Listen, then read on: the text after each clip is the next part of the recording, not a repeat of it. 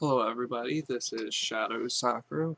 I actually made a new channel just to start uploading videos and things, but I've already promised a few people that I'd upload something. So yeah, that's gonna be this. Last night I attended a concert at Sonar in Maryland. Saw the Birthday Massacre and Duran Gray live. Pretty sick show. Um, it was an interesting experience overall. I most certainly can say that. I'm very glad I went. Although right now, my neck is stiff as shit. It's kind of ridiculous, actually. But there are worse things in life. I'll get over it. Anywho, to start, had to pick up my friend from somewhere I wasn't familiar with before we got to the concert.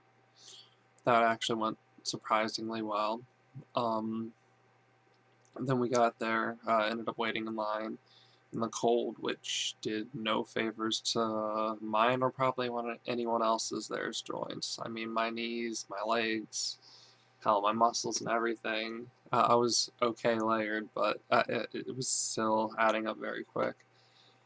But Ryan decided to leave his coat in the car, so this is where our journey begins. Left that, got in line. Ryan got quite cold. Um, He's Ryan. I don't know what it is. Tall, lanky, with no weight on him. Can't keep the warmth in. Anywho, um, we were talking back and forth, and he was saying something about being cold, and this lit person, this chick in front of us, offered to lend him her hoodie because he had a jacket. I'm not gonna say slightly form-fitting, lightly tight hoodie. Looked good. Looked good on him. Good times. But so we ended up talking with them. They're really fucking cool people. I don't want to spoil this for the world, but person I went with found his calling in life. Managed to find his calling in life while he was there online. Uh, not not going to give away the whole story, but all I'm gonna say is his job now has no purpose, and his goal in life is to become a pterodactyl with pancake wings and multiple implanted nipples that seep syrup. Different syrups too. You know your plain maple, got some blueberry, got some raspberry, got some strawberries where it's at. Might be him bleeding. We're not sure yet, but strawberry's pretty good. Anywho, so yeah, talked with these people. They were really cool. We separated lightly when we got in because we dashed straight for the merchandise. Uh, oh, me and merch whoring. It's a problem I have. But, so yeah, but when we met up with them afterwards, because they got in line a little further back, spent the time chilling at the concert with them. Um, Also, granted, with the first video, no one's gonna, excuse me, be familiar with me at all even, but, for those who are J-Rock fans, maybe spend their time venturing around YouTube, I'm fairly certain I saw the user The J-Rock Fan there. I was actually doing my second round of merchandise purchasing, so I didn't want to get out of line, but I kind of wanted to stop and just say, hey, you know, kind of was surprised he was in the area, but just gonna tell him that I appreciated, you know, all the videos he's done, stuff like that. Seems like a really cool dude, but I would have said hi, offered to get him a drink or something if he wanted. Anywho, so on to the concert. The opening act was the Birthday Massacre. I'm somewhat familiar with their music only because my friend, he introduced me to them. He actually originally wanted to go to this concert because they were playing. Although when he mentioned Duran Gray was playing, I'm like, I'm in. He actually hadn't heard them before this, but I heard their latest album, Pins and Needles, probably two, maybe two and a half, and yes, half times before going. So I had a light idea on many who were kind of this alt goth rock group that was pretty neat. I do like them. I think they gave an excellent performance. As me and Ryan agree, their singer's freaking adorable though. There's really no other way to put it. Kind of the energy she puts out on stage, but she seems like she'd be pretty cool, fun to be around. But yeah, their show was good. I most certainly would say I'm a fan. Only because, like, especially kind of with some of the emotional tone with their music and things, I don't know if I'd always be listening to them because I don't know if it would feel like it would fit.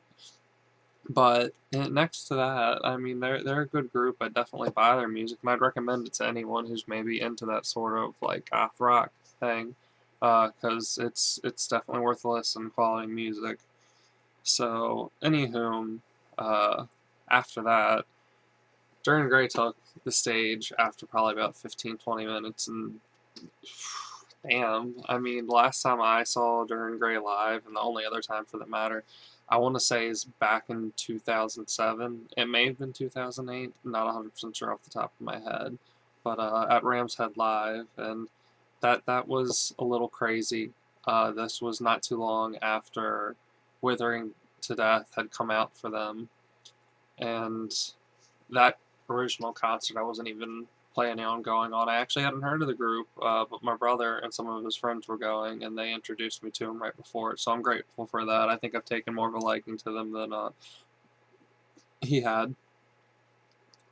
But, um, anyways, this wasn't as crazy, although the music.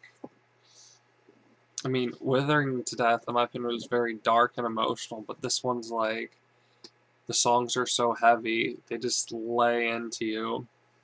And the one thing I loved, I mean, I go through various hair length phases. Sometimes I've had it really, really short, but I've grown it out quite a bit right now, kind of because it's the winter time and I do like having long hair. But this is the first concert in years I've been to where I could like really get into it and headbang and feel my hair whooshing back and forth. That was actually pretty neat and very enjoyable for me.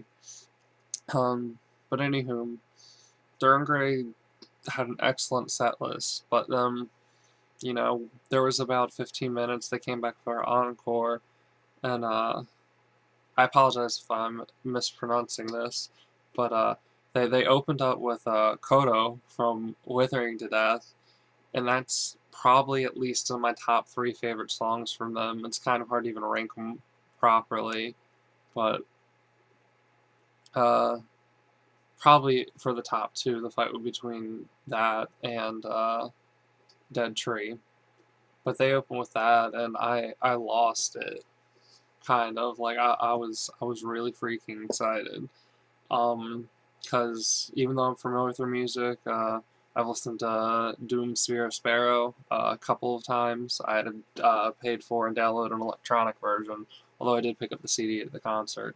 Um, and but I didn't really know the songs quite that well. I've probably given the album a full listen 4 or 5 times so far. Um, but Kodo was so ingrained in my mind. I actually, uh, luckily, I've never had anything bad, consistently or anything. But I had a couple of rough times in my late high school years and stuff, and all I listened to was Kodo on repeat again and again and again and again and again. Like emotionally, it just kind of connected with me. But so that came in and I came on, and I was stoked. It was awesome. Really, really got into that, and their closing was good too. The fans and everyone actually seemed pretty rolly and happy. It was really funny to see all the guys who had a circle pit going hug it out after it was finished. That was pretty neat. But yeah, all in all, a very, very, very enjoyable concert. If you are watching this by chance and they're going somewhere to a city near you on their 2011 tour, which obviously is going to be over shortly, it's definitely worth getting to. If you're a Birthday Massacre fan, you may find something you enjoy in Duran Gray. If you're a Duran Gray fan, I think you'll at least be happy with, if not also enjoy the Birthday Massacre. I personally like them both. But yeah, definitely worth checking out if you can. Just real quick, too. Because I mean, yeah, I've socialized with people and stuff, but it usually kind of stays with that. But me and Ryan, these two people we met, became constant friends with. They seem like pretty awesome people. Both Ryan and I do need to get out more on the weekends, so maybe sometime we could all hook up. I know the main issue actually seemed to be me when we were talking after the concert, exchanging information because I'm busy as hell through the holidays. But yeah, they seemed like cool people. Alex, pretty fucking epic facial hair. Just gonna throw that out there. He seems like an awesome guy, and his facial hair is boss as get out. He doesn't seem to give a what about a lot of things, but in a good way. So that's what's up. That's what's up. I mean, without him, without all of us for that matter, Pancake Pterodactyl Ryan would never exist. And then there was the chick, Kat. She seemed like really cool person. Uh, yeah, she seemed cool. Quite an attractive girl, I will say that. And if anyone wants to really bitch at me for just laying that out there, just because I can see some people maybe being uptight, I'm sorry. If a girl's attractive, I'm more than welcome to say she's attractive. Because there were some concerns about just saying something like that being too flirtatious or whatever. Because I'm seeing someone very happy right now. I'm like, okay, whatever. Anyway, but no, and yeah. Oh shit, my brain just went out. I apologize. I'm actually very tired as I'm recording this, but I promise to have it up within 24 hours. But yeah, they're both awesome people. I wish we could have hit a club with you guys. I don't know if you actually ended up going after the concert. We definitely would have enjoyed it, but Ryan had to make his train. Um, I think that's about it for the concert. Just while I'm still here and talking, and this is my first video, not to run on, but Dern Gray, also just like as a group, has been pretty awesome for me, so I'd recommend them to anyone who's interested in rock music as a whole, even if you don't like J-rock or foreign music. They're just a solid band overall. Keo, the vocalist, his vocal range is fucking insane. He really is probably one of the more talented singers out there worldwide. Just he can go from like low, deep, drudgy growls to like the highest pitched screams or even clear vocals. But yeah, they helped me out quite a bit, as I mentioned sometimes through my teenage years. Really good, emotionally expansive group to listen to. Um, Granted, I don't know how we or anyone else could exactly support next to maybe spreading the word, but they also came out with a campaign a short while back called Scream for Truth. Has to do with the Japanese disaster, probably worth looking into, at least for anyone to just look up what it's about. I think it's a really good cause of theirs, especially for artists to put out something like that, especially when they could have so much influence. Um, but yeah, I listened to J-Rock a little bit before them, here and there, anime openings and endings, stuff I'd come across, game music sometimes. But the Durham Gray was probably one of the first Japanese rock groups I really got into. The other main one kind of started me out right around the same time then too would have been the Gazette, which still probably one of, if not my favorite groups today. Before I die, my goal is to make sure I hear them play Me Sign in live, because that song's what's up. Probably still my favorite song of all time, period. Any artist, go check it out if you haven't. Great message, in my opinion, on top of being a great song.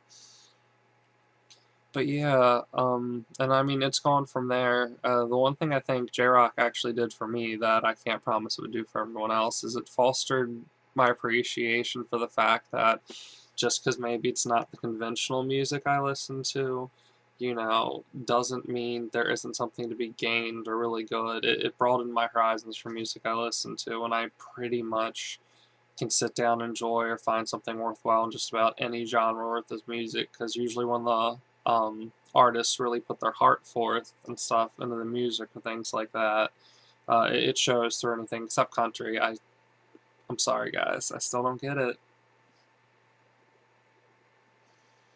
My bad. But yeah, uh, I mean, I've also got other groups. Other groups I was kind of big with have been lately falling down with fandom rise. Alice 9, I mean, I think they're pretty much more of an album band than a singles band, because their last album, Gemini, I fucking loved. Miyavi's a good artist. If you like even just guitarists, he's pretty fucking wicked with some of the stuff he's doing, especially since he's reformatted himself with going solo on his own label and things like that. Um, I think that's about it for main J-rock groups. I mean, there is some Gok that I really like. I liked him back when he was doing his singles like Jesus and Ghost. I haven't followed him too much since then. That was actually really neat because he had a whole storyline woven on to that too. But I mean, there are plenty of things. If anyone actually would like any recommendations, if you tell me any type of music you like, I should be able to throw an artist or two your way, even if you want non-J rock opinions on such. Anywho, I think that's all for now. Thanks for listening. If anyone has, feel free to post, comment, ask any questions. I'm more than open to talk. Um, have a great evening.